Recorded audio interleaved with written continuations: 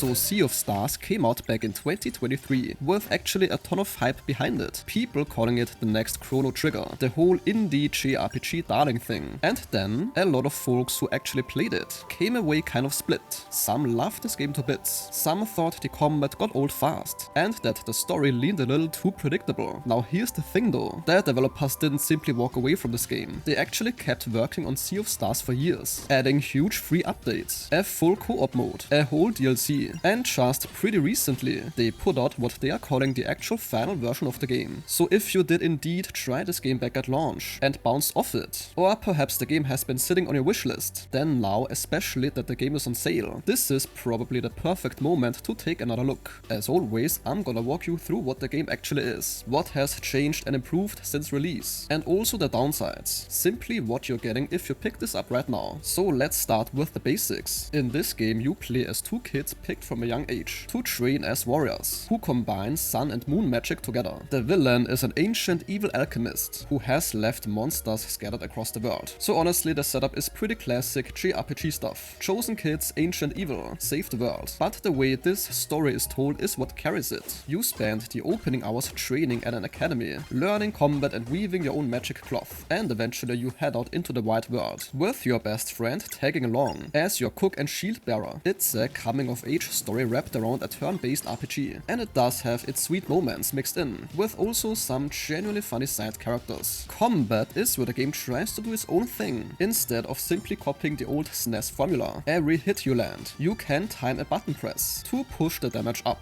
and shave off what you take in return. It's not really punishing if you miss it, it simply rewards you if you nail it. The enemies cast spells that you have to break before they go off, and of course different attacks to different damage types, so you are paying attention to what each enemy is weak to, instead of mashing the same move over and over. Characters can also team up for combo attacks. Also there's no random encounters anywhere, you see the enemies on the map, and either fight them or just walk around them. Outside of the battles you're climbing, swimming, jumping across gaps, basically moving through the world like it's a platformer a bit. There's also a bunch of side stuff to mess around with. If you want to break from the main story, you can fish, cook meals at your camp, and later on sail your own ship. Even play a little tabletop card game if you stumble into the right tavern. None of this is quite mandatory, it is just there, if you're the type who likes poking around.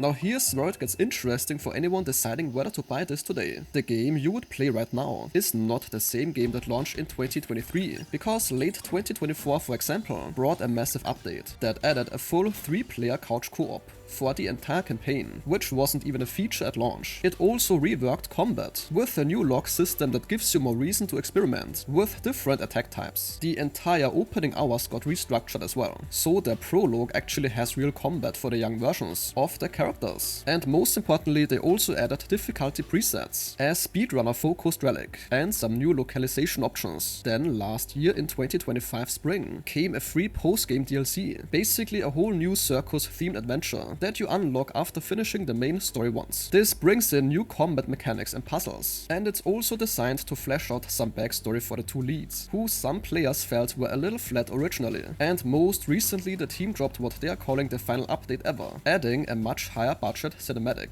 that this time gives real backstory to the characters, an expanded flashback scene, and a rebalanced normal and hard mode. If you put this game next to almost anything else in a genre, then the art alone wins the comparison, and it is paired with music that actually shifts with the mood, instead of looping the same handful of tracks. The combat mostly backs that up too. The timing mechanics make every hit feel a bit more involved than your average turn-based fight. Where the game does lose some steam is the writing. If you have played some JRPGs, then it's predictable in a way that's fine but never surprising, and the moves you start with are roughly the moves you finish with, so the later hours can feel a touch repetitive, no matter how good everything looks around it. Even with these rough edges though, what you're getting is a 30-hour non-bloated JRPG that is currently on a pretty steep sale. And of course there's the fact that you're getting the fully finished version, the co-op update, the free DLC, the entirely reworked intro, and basically all the years of polish bundled in for one price. So if you want to get this game, then there's not really a better moment than now.